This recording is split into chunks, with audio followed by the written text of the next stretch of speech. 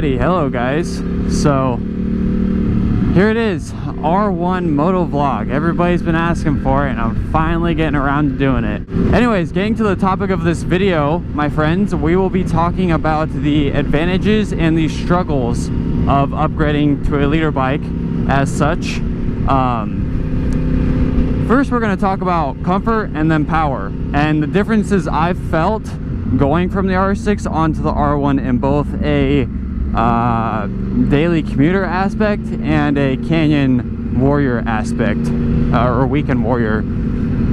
So getting to the comfort, it took me a little time to really notice it on this bike, but I am blown away at how much more comfortable I feel on this thing. I mean, the difference is just phenomenal, and I'm going to go a little bit more into that. So as far as comfort goes, to start, I'll start with the handlebars. I mean, the stock R1 clip-ons versus the stock R6 clip-ons is just such a huge difference. These stock R1 clip-ons let your arms be out at a good space and also just feel comfortably rested. Whereas on the R6, I always felt cramped. I always felt pushed together, like I'm being stuffed into a tiny space, you know? And so that alone makes a huge difference in cornering and also just comfortability on basic riding. Next, I would say the Footpegs is an even bigger difference. Granted, I had aftermarket Rada Footpegs on the R6, so those Footpegs kind of put the resting position of your legs higher and further back.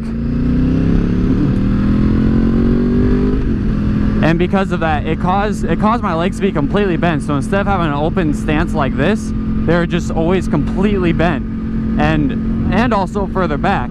So that caused a lot of problems for me, because if your leg's super bent, super far back, what kind of leverage do you have when you're trying to go from side to side on the bike, trying to haul ass in the canyons?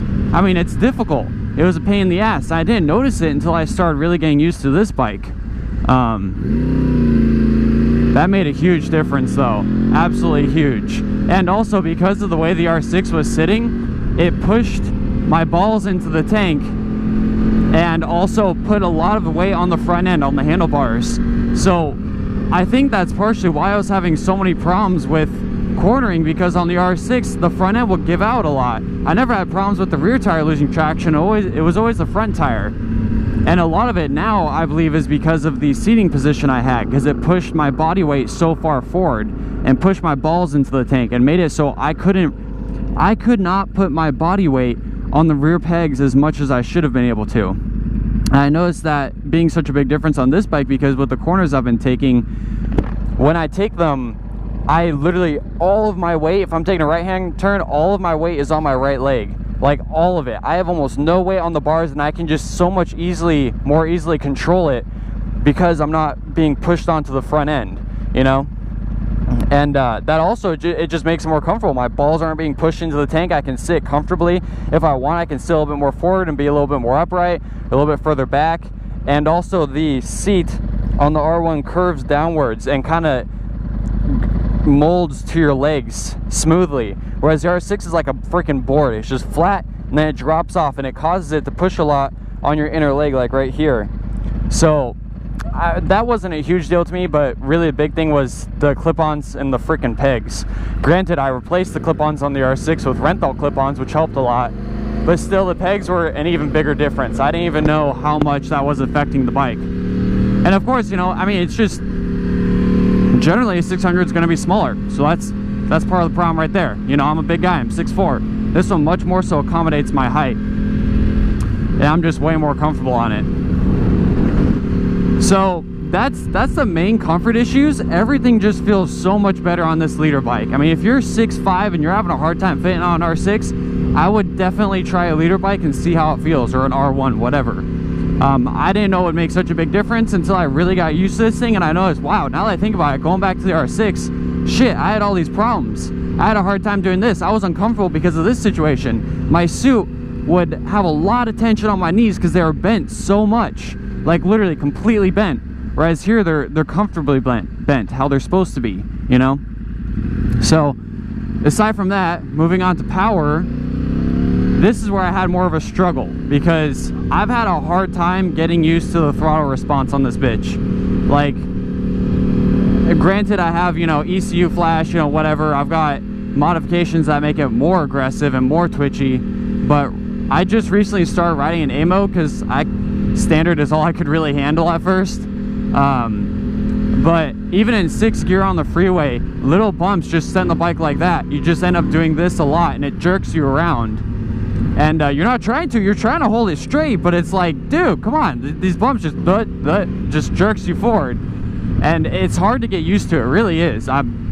Just leader bikes are so much more powerful and twitchy, especially at the bottom end. That's the biggest thing. I only have 4,000 RPMs and it's twitching like crazy.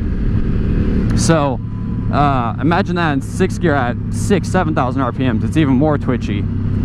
I've been getting used to that, and now I see the major benefits of such a sensitive throttle. I mean, the difference is phenomenal. When I'm in 6th gear on the freeway, I can just give it a full throttle pass, no problem. Whereas on the R6, it's, you know, 6th gear, shift down to 3rd or 4th. What the fuck are you doing? Yellow. Shift down to 3rd, whatever. And then I finally got my power, accelerate, pass, shift back into 6, you know? Of course, that... it's just a smaller bike. It's just how it is. It makes all of its power on the top end. Thank God for the cross-plane crankshaft because of its responsiveness and bottom end power. Those differences alone just make this bike a whole nother beast. I swear to God, I love this bike now. Getting used to it, now that I'm used to it, and now that I've tuned it up, everything runs beautiful. It's just, God, it's such a wicked bike, and it feels so good. I can't even describe it, you know? The two bad things I would say about the R1 versus like an R6 or leader bike versus 600 is the weight. The weight is very noticeable on the R1 versus R6, and it's not as bad once you're actually moving or you're up to speed, but it is still a noticeable difference, especially when you're doing corners back and forth, back and forth. It just has a harder time dipping. I mean, that's what it really comes down to.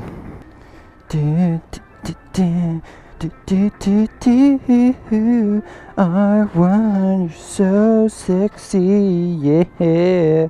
I love the sound of this bike too. God, I love it. Just love that throaty bottom end response there. Oh my God. Campo Road Pizza Hut. Do miss this place. I do miss my coworkers.